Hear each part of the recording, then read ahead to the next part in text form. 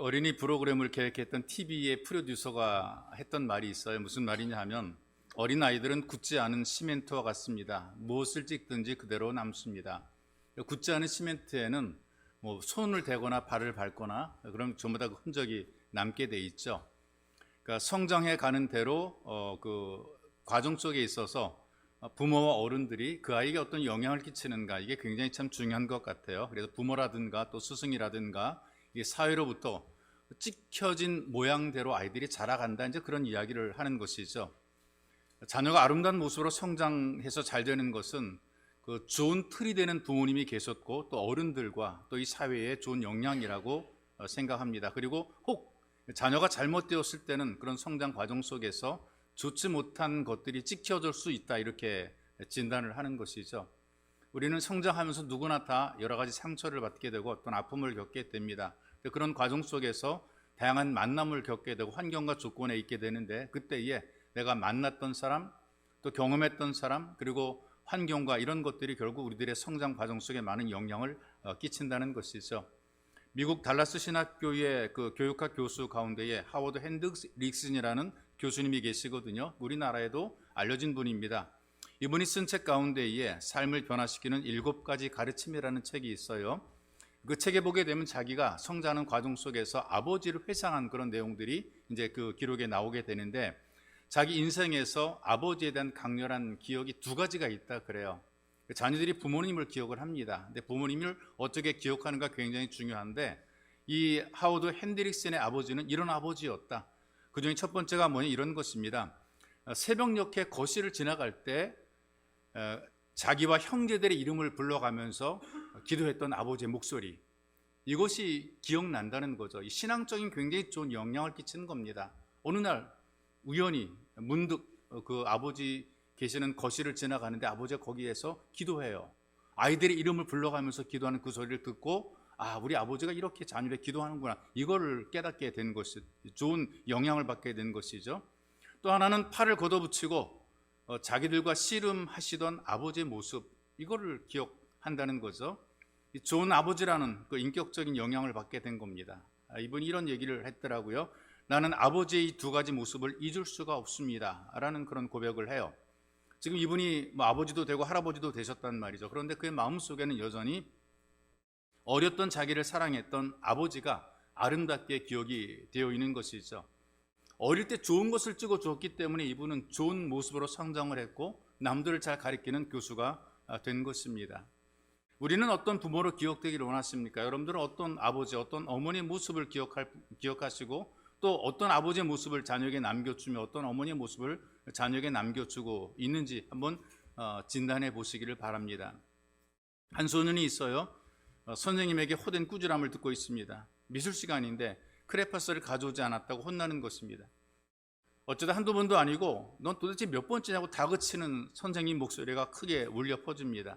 요즘에 이런 일이 없잖아요. 학교에서 모든 걸 다 준비해 놓았기 때문에 애들이 뭐 들고 가는 게 별로 없는 것 같아요. 도구들이 다 학교에 준비가 돼 있습니다. 근데 예전에는 모든 학생들이 전부 다 개인적으로 학용품을 다 준비해 가지고 갔어요.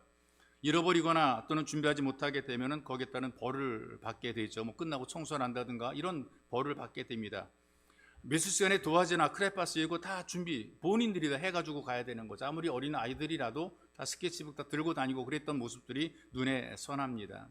때로는 내가 도화지를 가져오지 못했기 때문에 옆반의 친구에게 가서 스케치북을 찢어와서 그 대차는 이런 경우도 있었고요. 뭐 크레파스를 빌려와서 위기를 모면하는 그런 경우도 있었단 말이죠.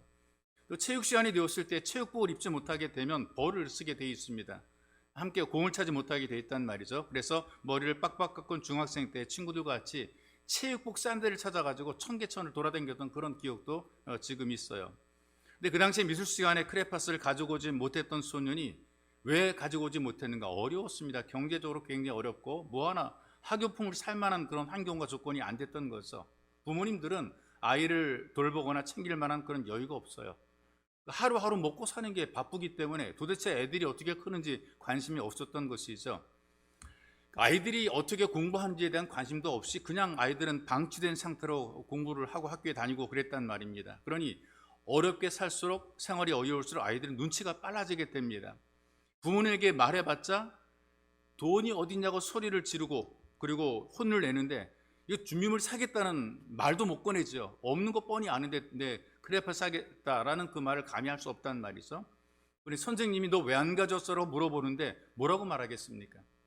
엄마 아빠가 안 줘서 못 가져왔다라고 말하겠습니까? 자기가 잊어버려서 못 가져왔다고 말하겠습니까? 우물쭈물하는 겁니다. 입을 다물 수밖에 없는 거죠. 눈치 뻔하니까 도대체 뭐라고 대답을 못하는 거죠. 그런데 선생님 입장은 다른 거예요. 아니 선생님이 물어보는데 애가 대답도 하지 않고 입을 꾹 다물고 있단 말이죠. 화가 나지 않겠어요? 아이의 머리를 주워박으면서 고함을 질렀어요. 이 밥통 같은 놈아, 다음부터는 훔쳐서라도 가지고 와! 소리를 뻐럭 질렀어요. 그로부터 17년의 세월이 흘렀습니다. 이 소년이 자라서 법정에 서게 됩니다. 잔인한 범죄를 저지른 죄수로서 재판을 받게 되죠. 그 당시에 사회에서 너무나 끔찍한 범죄이기 때문에 시민들이 굉장히 많은 충격을 받았습니다. 이런 범죄입니다. 가진 사람들에 대한 이유 없는 분노를 나타내는 그런 범죄를 저지른 거죠. 있어 보이는 사람, 외제차를 타고 다니는 사람이 어떤 범죄의 표적이 된 거예요.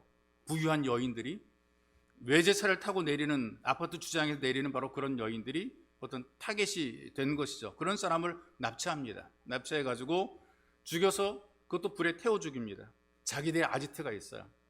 시골에 자기들만의 아지트를 만들어서 불에 태워 죽입니다. 그리고 그들 멤버 가운데 죽인 사람의 고기를 먹습니다. 미술 시간에 크레파스를 준비하지 못했던 바로 그 소년이 누구냐? 지존파의 대부였던 김기환이라고 하는 사람이었어요. 지금 사형당했지만 최후 진술할 때 이런 말을 남겼습니다. 선생님의 말 한마디가 제 인생을 바꿔놓았습니다. 이런 얘기를 했단 말이죠. 물론 자녀가 잘못되는 것이 모두가 다 부모 탓이다, 선생님 잘못이라고 매도할 수는 없습니다. 그러나 아이들에게 잘못된 것을 찍어주게 되면 잘못된 것을 보여줄 수 있다는 그런 사건이거든요. 그리고 또 한 가지는 자기의 잘못, 자기의 어떤 죄악을 부모님의 탓이나 스승의 탓이나 사회의 잘못으로 돌리는 것도 이거 배은 망덕이죠. 모든 사람이 전부 다 그렇게 살았음에도 불구하고 다 나쁘게 되지는 않았다는 것입니다. 그러나 사회학자들이 진단하는 것 하나가 있어요. 문제의 자녀 뒤에는 반드시 문제의 부모가 있다. 이걸 기억하라. 이렇게 그들은 기록에 남기고 있습니다. 여러분, 오늘 교도관이 본문의 말씀을 보게 되면 어떤 자녀와 어떤 부모의 이야기를 우리에게 기록을 하고 보여주고 있어요. 하나님의 말씀을 쭉 읽어보니까 그 내용 자체가 소망스럽지 못하고 덕이 되지 못하는 그런 내용이고요. 사실은 실패한 부모 또 실패한 자녀의 이야기로 기록이 되어 있습니다. 우리에게 이것을 들려주면서 무엇을 원하시는가? 그렇게 살면 안 된다는 사실을 우리에게 보여주고 있습니다. 하나님을 경외하는 참된 예배자로 살아가야 된다는 메시지를 우리가 받게 되는 거죠. 그래서 먼저 이 말씀을 우리에게 보여주는 것은 믿음 없는 자녀와 본이 되지 못한 부모의 현실을 우리에게 적나라하게 보여주고 있다는 사실입니다. 12절에 보십시다. 엘리의 아들들은 행실이 나빠. 예전 성경에는 불량자라는 표현을 쓰고 있어요. 불량자라. 여호와를 알지 못하더라. 행실이 나쁘기 때문에, 불량자기 때문에 하나님을 알지 못하더라. 바르게 거꾸로 말하게 되면 하나님을 알지 못하기 때문에 불량자가 되었고 행실이 나쁜 자가 되었다는 것이죠. 그럼 엘리는 누구냐? 이스라엘을 대표하는 지도자, 그것도 특별히 제사장입니다. 종교적인 지도자란 말이죠. 근데 그의 아들은 하나도 아니고 둘 다 행실이 나쁜 불량자의 삶을 살았던 것입니다. 이렇게 불량자로 평가받는 삶을 살게 된 원인이 있었을 겁니다. 그냥 그들이 불량자가 되는 것은 아니고요. 원인이 어떤 것인가? 성경은 이렇게 가르쳐 줍니다. 하나님을 알지 못했기 때문이라고. 그가 제사장의 아들이든 어떤 농민의 아들이든 장사꾼의 아들이든 문제가 뭐냐 하면 하나님을 알지 못했기 때문에 그들은 불량자가 되었다라고 얘기를 한다는 말이죠. 그래서 하나님에 대한 불신앙이 결국은 도덕적으로 불량한 인생이 되는 그런 모습을 보여주는 것이고요. 부모님들에게는 속상함과 부담을 주고 다른 사람을 괴롭게 만드는 불량자가 된 것입니다. 이 아들의 모습을 보게 되니까 제사보다 재물의 마음이 있었던 것을 우리가 읽음을 통해서 우리가 함께 말씀을 읽었었거든요. 하나님께 드리는 예배까지 방해를 합니다. 예배 도중에 재물을 막 가져가고 그래요. 하나님 먼저 드려야 될 예물을 자기들이 마음대로 가져간단 말이죠. 예배 질서를 무시합니다. 자기가 하나님이 되는 겁니다. 내가 하나님이 되는 거죠. 형식으로 예배는 참석하지만 마음은 욕망으로 가득한 그런 모습을 보여주고 있습니다. 이거 과정을 보니까 이런 내용인 것 같아요. 하나님에 대해서는 전혀 관심이 없어요. 계신지 안 계신지 관심이 1도 없습니다. 오로지 자기들이 원하는 것을 얻고자 하는 그런 마음밖에 없는 것을 보게 됩니다. 그러니까 하나님께서 이들을 어떻게 보시는가? 17절에 이렇게 그들을 보시더라고요. 이 소년들의 죄가 여호와 앞에 심히 크면 그들이 여호와의 제사를 멸시함이었더라. 하나님께 드리는 예배를 멸시를 한 것이 이들의 심각한 죄라는 것을 지금 선포를 하고 있는 것이죠. 고발하고 있는 것이란 말이죠. 엘리의 두 아들이 하나님께 예배를 드리는, 그것도 날마다 예배를 드리는 제사장의 아들입니다. 그런데 하나도 아니고 둘 다 하나님을 불신하고 살아가는 거죠. 일반적인 사회에서 여러분 자녀가 불량하거나 공부를 안 할 때 어떻게 합니까? 불량기가 있거나 해야 될 공부를 안 하게 될 때 심하게 혼내주죠. 일찍 들어와. 혼난단 말이죠. 공부해라. 학원에 보내고 혼낸단 말이죠. 신앙생활을 잘못했다고 혼내는 부모가 있을까요? 공부 안 한다고 혼내요. 생활이 반듯하지 못하다고, 너무나 늦게 돌아다니는데 일찍 들어오라고 혼내요. 그런데 신앙생활을 잘못한다고, 예배를 제대로 드리지 않는다고, 너 왜 그래? 예배 똑바로 못 드려? 이렇게 혼내는 부모는 없다란 말이 있어. 22절, 23절의 말씀 보십시다. 엘리가 몇 늙었더니 그의 아들이 온 이스라엘에게 행한 모든 일과 회막문에서 수종드는 여인들과 동침하였음을 듣고 그들에게 이르되 너희가 어찌하여 이런 일을 하느냐? 내가 너희의 악행을 모든 백성에게서 듣노라. 아버지가 제대로 본 것도 아니고 백성들에게 들었다 이렇게 얘기를 하고 있단 말이 있어. 그리고 또 중요한 것이 뭐냐? 제사장 엘리를 표현할 때 늙었다라는 표현을 쓰고 있어요. 노인된 아버지가 젊은 아들을 혼내고 있습니다. 들을 것 같아요? 엘리의 아들들이 성전에서 봉사하는 여인들과 동침하는 죄를 범합니다. 제사장의 아들들은 같은 제사장입니다. 성직자란 말이죠. 이런 아들들의 행위가 백성들에게 알려지게 되었어요. 여기저기 이 사람 저 사람이 제사장의 가족을 비난합니다. 어떻게 저런 사람들이 제사장이 되었을까? 이렇게 비난한단 말이죠. 여론의 눈총이 따갑습니다. 인생을 살면서 죽지는 않지만 시름시름 앓게 만드는 총이 있어요. 맞으면 사람이 시름시름 앓게 됩니다. 힘도 빠지게 되고요. 유혹도 잃어버리게 되고요. 난 죽고 싶어 그러는데 진짜 그러다 죽는 그런 총이 있어요. 어떤 총이냐? 눈총입니다. 계속 눈총 받게 되면 사람이 주눅이 들게 되는 거란 말이죠. 백성들이 제사장의 집안을 향해 눈총을 다 쏘아대고 있어요. 이쯤 되니까 제사장 아버지도 견디지 못하고 아들들에게 꾸중하고 혼을 내고 있더란 말이 있어. 이분이 책망하는 것이 어떤 것인가? 귀에 들리는 것, 눈에 보이는 도덕적인 잘못만 지금 책망을 하고 있습니다. 사람들이 이렇게 말하더라 저렇게 말하더라 이런 것만 책망하고 있어요. 예배를 멸시하는 불신앙, 하나님 없이 살아가는 자녀들의 불신앙에 대해서는 책망하지 않고 언급하지 않고 있는 것을 봅니다. 그냥 남들의 눈에 보이는 것들만 책망하고 있다는 말이 있어. 왜 이렇게 되었을까? 역시 문제가 있을 거라고, 원인이 있을 거라고 생각이 돼요. 사람들이 갖고 있는 생각들과 마음가짐들이 결국은 바깥으로 표현되죠. 말로 표현되죠. 어떤 생활로 표현되게 되어 있습니다. 오직 돈만이 인생의 전부라고 생각하는 부모님들이 있어요. 돈 벌어야 돼. 넌 부자가 돼야 돼. 이런 부모들은 평소에 어떤 말을 많이 할까요? 자녀들 앞에서 돈을 굉장히 많이 강조를 합니다. 돈이 있어야 돼. 돈이 가장 중요해. 이런 말을 자꾸 아이들이 듣고 자라게 되어 있습니다. 그러면 아이들은 어떻게든지 이 돈을 소유하고 있어야, 내 손에 돈이 있어야 마음이 편한 것이죠. 혹시 지갑이 비어지게 되거나 통장이 잔고가 줄어들게 되면 불안합니다. 부모님이 얘기한 것처럼 늘 부모님 위해서 돈 했을 때 그 돈 이야기를 들었던 그 모든 자녀들은 결국은 돈을 위해서 살게 되는 것입니다. 내가 무엇을 중요하게 여기는가에 따라 사람들이 말을 자꾸 하게 돼 있어요. 많이 배우지 못하거나 너무나 잘 배운 부모들은 뭘 강조하겠습니까? 공부 잘하는 것, 명예를 엄청나게 중요하게 생각하죠. 그래 자녀들이 계속해서 강조하는 게 뭡니까? 공부 잘해, 열심히 공부해, 뭔가 어떤 자리를 가, 판검사 돼, 뭐 같아, 의사가 돼, 이런 거 자꾸 강조한단 말이죠. 왜 그러냐? 부모들의 마음속에 중요하게 생각하는 것들이 있어요. 이건 소중해라는 그런 가치들이 있단 말이에요. 이걸 은연중에 자녀들에게 자꾸 반복해서 말하게 돼 있어요. 어떤 부모든지 이걸 말하게 돼 있습니다. 무엇이 중요한지를 얘기를 하게 된다니까요. 여러분들이 얘기를 좀 오래 하다 보게 되면요, 하루 좀 밤새면서 아니면 같이 밥을 먹으면서 2박 3일, 1박 2일 정도 얘기를 하게 되면 여러분들이 갖고 있는 생각들을 다 읽어낼 수 있어요. 왜? 말하니까. 속에 있는 생각을 자꾸 말하게 되니까 이 사람이 생각이 이런 생각, 이런 어떤 야심이 있다, 또 이런 목적이 있다, 이런 의도가 있다, 이걸 캐치하게 된다니까요. 자기가 중요하게 생각한 것을 말하게 되어 있단 말이죠. 부모님이 소중하게 생각하는 것, 이 가치를 자꾸 아이들에게 얘기를 하게 되어 있어요. 그렇다면 만일 부모로서 가장 소중하게 여기는 것이 하나님을 향한 믿음, 오직 예배, 오직 은혜, 이것이 하나님에 대한 이 간절함이 그의 마음속에 소중하게 여겼다면 이걸 강조할 것입니다. 예배 잘 드려라, 예수를 잘 믿어야 된다, 예배 빠지면 안 된다, 이걸 얘기했을 거란 말이죠. 어릴 때부터 이런 소리를 듣고 자랄 수밖에 없는 거. 왜?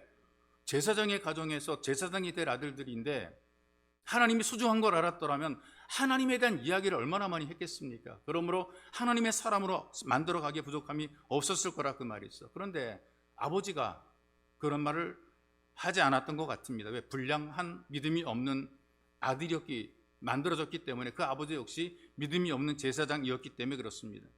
성경에 언급을 안 하고 있지만 결과적으로 추적해 보게 되면 이 엘리 제사장의 아내도 믿음의 본을 보이지 못했던 어머니인 것 같아요.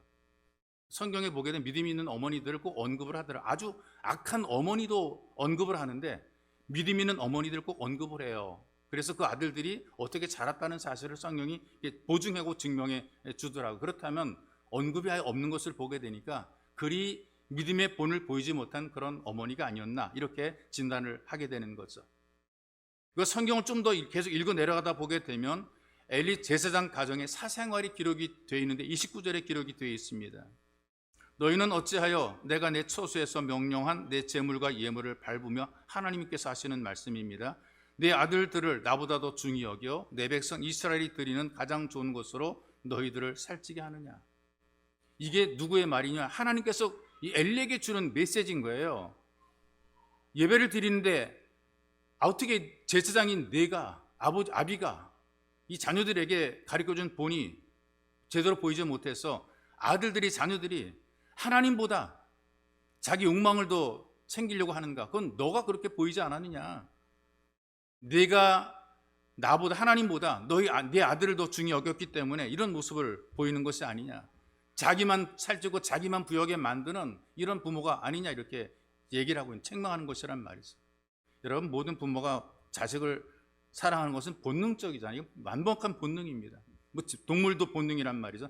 아주 지독한 악당입니다. 천하의 몹쓸 놈이라고 막 욕하는 그런 사람이란 말이죠. 그럼에도 불구하고 그 사람 마음속에도 자기 자녀들은 잘 되기를 바라는 거예요. 연세 사는 분 강땡땡이 있어요.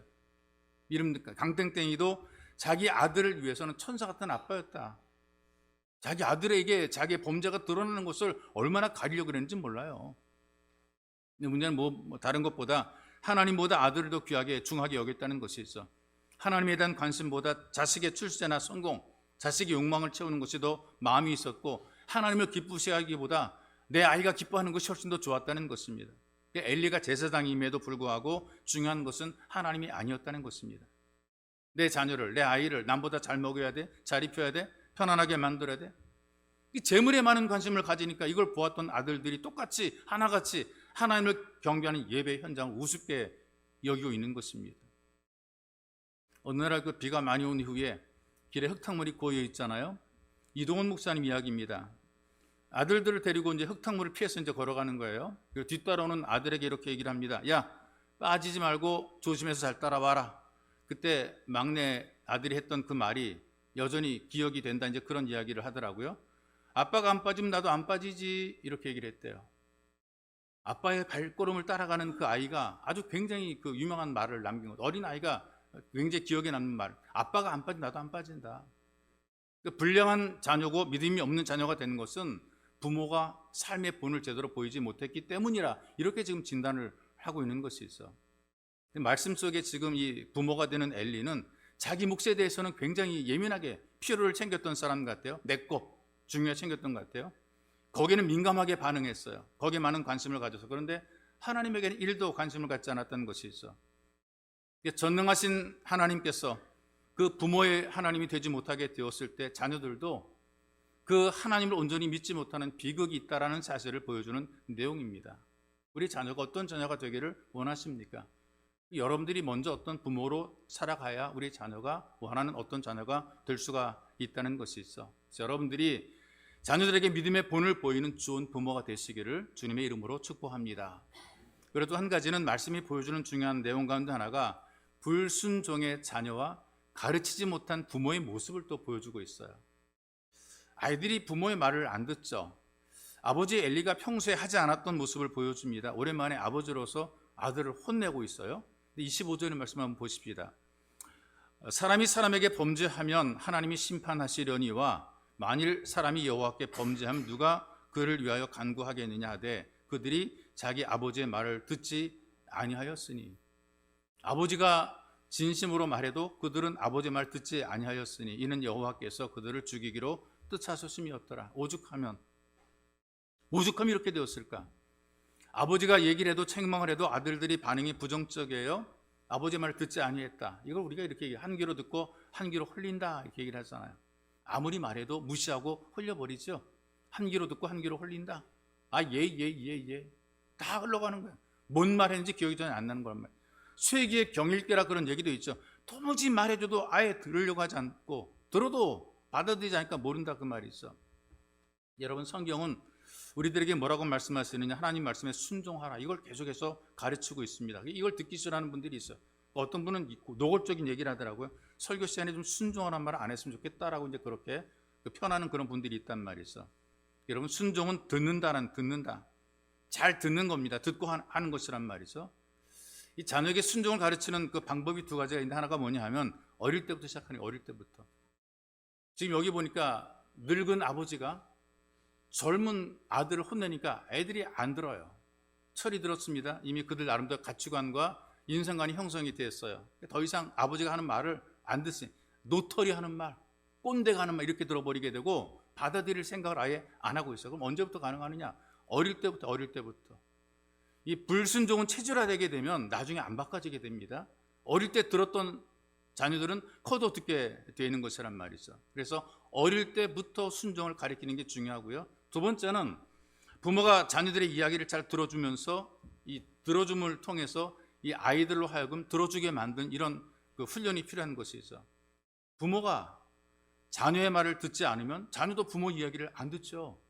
엄마 아빠도 내 말을 안 들어주는데 안 듣는 거란 말이에요. 자기도 안 듣는 거란 말이죠. 여기 말씀 속에 엘리를 보세요. 어느 날 갑자기 다 커버린 아이들에게 꾸중을 시작하는 거죠.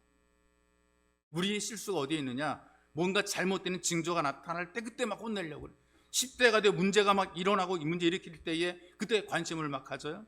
근데 아이가 안 들어요. 때는 이미 늦으리. 그동안에 부모들이 자녀의 이야기를 잘 안 들어줬던 것이죠. 소통이 끊어진 것입니다.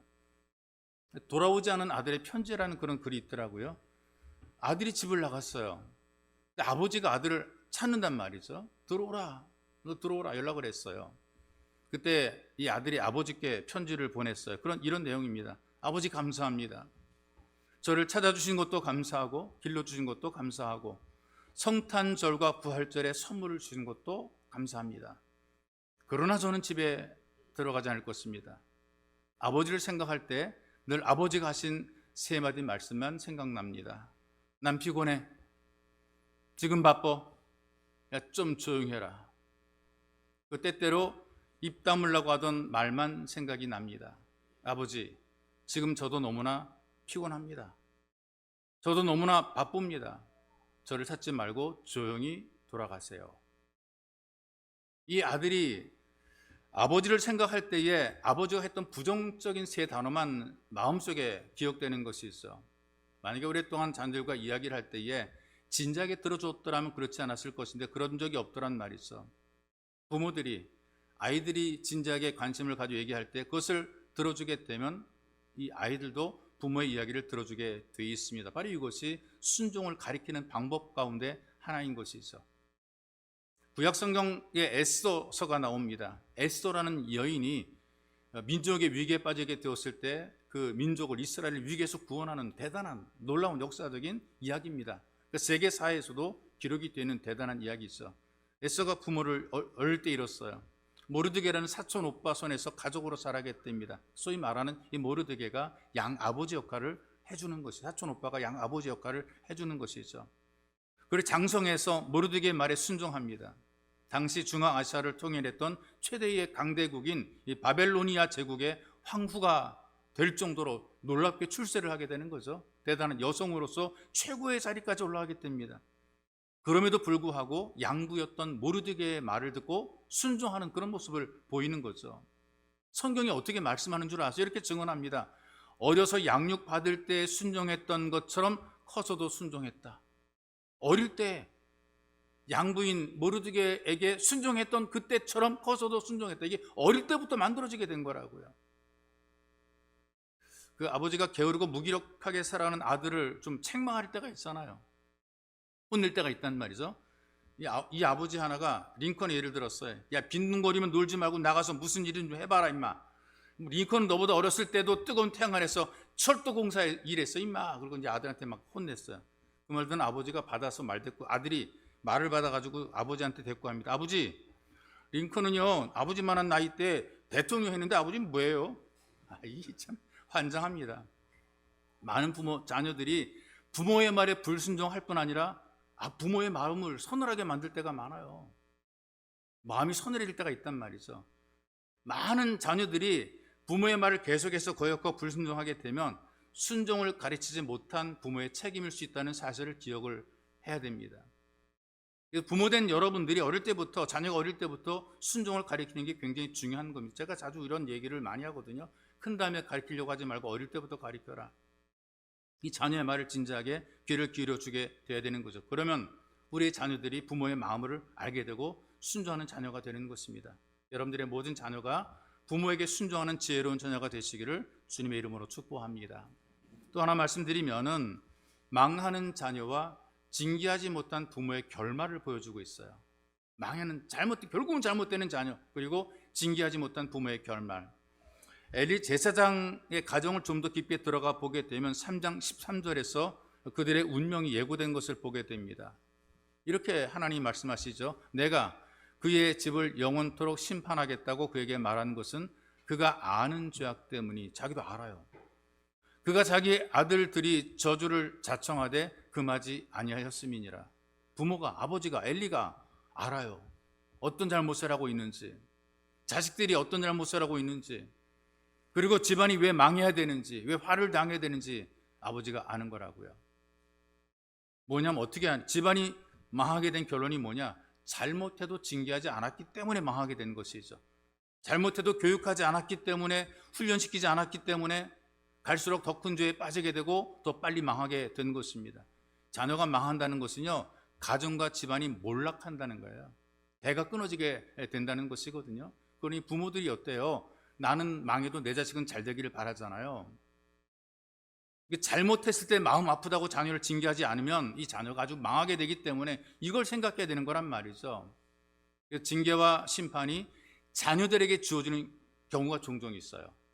부모가 잘못해도 자녀들에게 징계가 떨어지는 그런 경우들이 있더란 말이죠. 이를테면 우리가 잘못한 실수가 있거든요. 이거 회개하면 용서해 주십니다. 약점들이 우리가 왜 없겠습니까? 말을 안 해서 그렇지. 우리를 들춰내게 된 얼마나 많은 죄인입니까? 이것도 하나님 덮어주시는 거예요. 하나님, 내가 부족한 죄인입니다. 우리가 고백을 하죠. 우리 용서하고 우리 죄를 다 덮어주신단 말이죠. 실수한 것, 잘못한 것, 허물을 덮어주는 거예요. 그런데 악함, 이 악함은 심판이 있더라고요. 악함은 어떤 것인 줄 아십니까? 허물을 들춰내는 거예요. 자꾸 들춰내는 거예요. 들쑤셔내는 겁니다. 타인의 약점을 이용해서 내가 원하는 것을 얻으려고 하죠. 이거 악한 것이거든요. 남들이 뭐 잘못한 겁니다. 이거 찾고 다니는 사람들이 있더라고요. 어디 약점 없나? 이거 발견하려는 그런 사람이 있단 말이죠. 잘못이나 실수나 허물은 용서를 받지만 이런 악함들은 절대로 용서받지 못하고 심판을 받게 돼 있습니다. 예를 하나 들어드릴게요. 홍수 후에 노아가 포도주를 재배하죠. 물이 다 나가고 포도를 재배하게 되는데요. 근데 이 포도를 재배하다가 이 자연 발효가 되니까 마시는 포도주가 되니까 이걸 마시고 취해서 벌거벗고 누워 뒹굴게 되는 거예요. 더 열이 나고 그러니까 취한 거란 말이죠. 함이라는 아들이요. 이 아버지 모습 보니까 참 꼬리꼬리 말이 아닙니다. 무슨 아버지가 저런 추한 꼴로, 아이고. 지 형제들에게 가서 말하는 거예요. 형아, 동생아 좀 와봐라. 나를 따와봐라. 우리 아버지 꼴 좋다. 저 꼴이 뭐냐? 아버지 꼴이 저기 뭐냐? 아버지를 형제들에게 잃는 거죠. 그 모습 본 셈과 야베스라는 아들은 아버지 옷을 가져다가 소위 말하는 담요를 들고 뒷걸음질로 가서 민망하니까, 아버지 모습만 보는 게 민망하니까 뒷걸음질로 가서 아버지의 부끄러움을 가려줬다라고 성경이 그렇게 얘기를 해주고 있어요. 이걸 누가 봤느냐? 하나님께서 보신 거죠. 그리고 노아를 통해서 이들의 미래를 예언하게 하십니다. 셈과 야벳의 자손들은 하나님의 은혜 가운데 복을 받게 축복을 해 주셨어요. 그런데 함은 그의 아들 가운데 가나안이란 아들에게 저주가 임하게 됩니다. 가나안의 자손들은 종으로 살 것이라고 하는 저주가 선포가 되고 있죠. 악한 행위는 아비가 저질렀는데 심판이 누구에게 오는가? 그 자녀 가운데 한 명에 떨어지게 되는 것이죠. 그럼 생각해요. 내가 받는 심판보다 자녀가 받는 심판을 보는 것이 더 고통이란 말이죠. 나는 잘못하고 나는 고통을 받아도 내 자녀가 잘 될 때 기쁨이거든요. 나는 허리띠 졸라매고 먹을 것 먹지 못하고 살았어도 내 자식이 잘 되는 것, 이것 부모의 행복이 부모의 기쁨인데, 하나님께 심판하실 때 자식을 잘못되게 나는 잘 먹고 잘 살아도 자식을 잘못되게 만드니 먹는 게 이게 기쁨이겠어요? 잠자는 게 기쁨이겠어요? 가진 것이 기쁨이 아니란 말이죠. 자녀를 통해서 징계하는 것이란 말이에요. 이걸 우리가 기억을 해야 됩니다. 이 땅에는 세 종류의 부모가 있다는 심리학자의 글이 있어 소개합니다. 게으른 부모가 있고 바쁜 부모가 있고 현명한 부모가 있대요. 아이들이 사고를 치잖아요. 문제를 저질렀어요. 잘못을 범했어요. 게으른 부모는 자녀의 잘못을 보면서도 그냥 지나갑니다. 뭐 그럴 수 있지. 그리고 훈계 양육에 있어서도 게을러요. 할 말이 있는데 그걸 안 해버리고 마는 거죠. 무관심합니다. 뭐 인생 살아가는 거다. 네 인생 네가 살아가는 거 알아서 해라. 내버려 둔단 말이죠.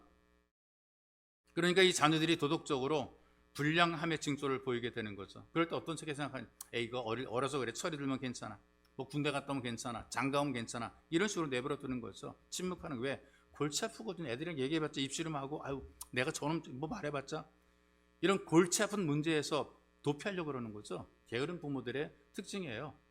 마음대로 그냥 네 마음대로 살아, 그냥 내버려 두는 거죠. 바쁜 부모님이 계십니다. 문제 일으키면은 충분하게 시간을 가질 수 없잖아요.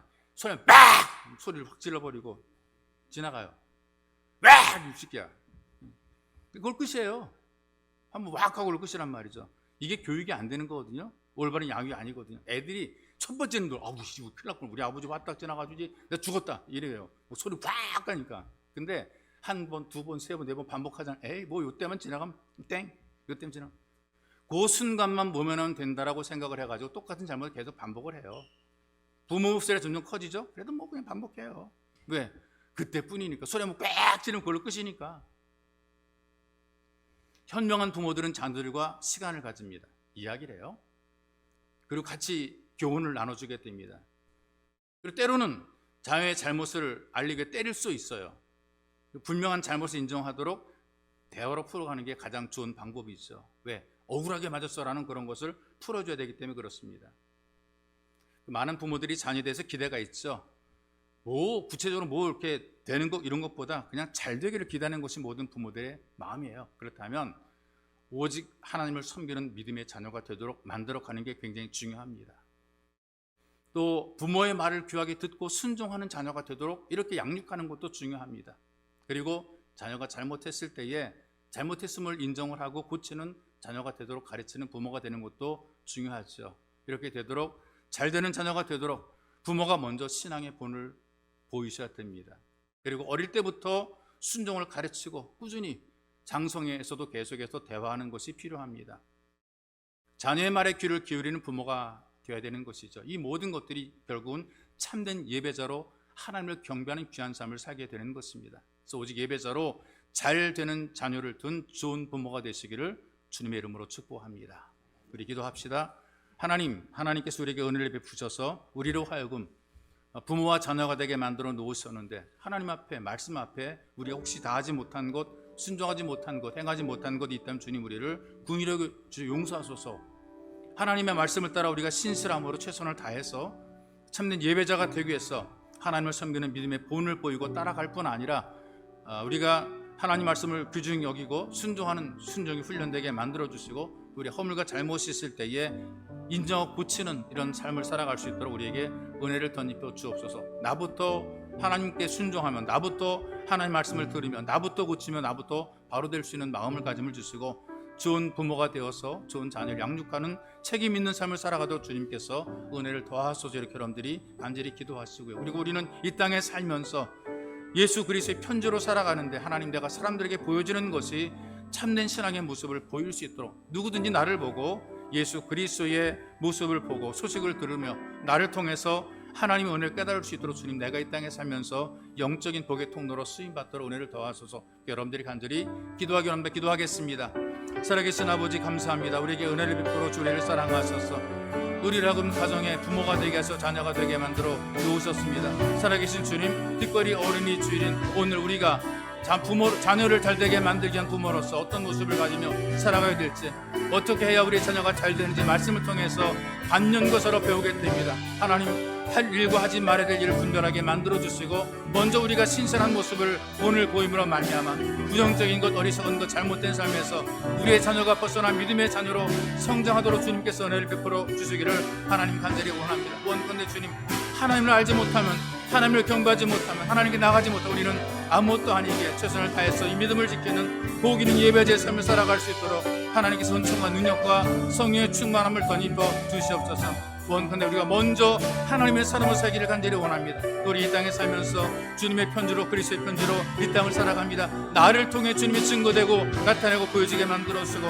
나로 말미암아 예수님이 증거되고 나타나며 나로 말미암아 하나님 영광 거둔 귀한 삶이 될 수 있도록 우리를 주님 붙잡아 써주시며 하나님의 귀한 삶으로 살아갈 수 있도록 은혜를 더하소서. 믿음으로 만들어진 복 있는 가정, 믿음으로 세워지는 복 있는 가정, 서로 믿고 섬기는 은혜로운 가정 될 수 있도록 하나님, 정말로 믿음으로 참된 예배자의 가정을 만들어가는 복 있는 하나님의 가족이 소가족이 될 수 있기 위해서 은혜를 덧입혀 주시옵소서. 살아계신 하나님 아버지, 우리의 자녀가 잘 되기를 바랍니다. 우리의 자녀가 복받기 원합니다. 하나님의 자녀들이 되어서 주님 이 땅에 살면서 하나님의 은혜와 복을 누리며 경험하며 살기를 하나님 간절히 원합니다. 저도 어릴 때부터 장성할 때까지 다 주님의 손 안에서 믿음으로 성장하기를 간절히 원합니다. 이런 귀한 자녀가 되도록 하나님, 우리 먼저 부모된 자들이 신앙의 본을 보이게 만들어주시고 우리가 먼저 순종의 모습을 보이게 도와주시고 우리가 먼저 우리의 연약한 모습과 부족한 것을 고백하는 신실함과 진실함이 있도록 은혜를 덧입어 주옵소서. 주께서 우리들에게 그리스도의 편지로 이 땅을 살게 만들어 주옵사오니 하나님, 모든 일에 본이 되고 신실한 모습을 통해 정말 예수님을 증거하고 나타내며 보여주는 복된 영적인 복의 통로로 쓰임받도록 주님 우리를 도와주옵소서. 고배로 오신 예수님의 이름으로 기도하옵나이다. 아멘.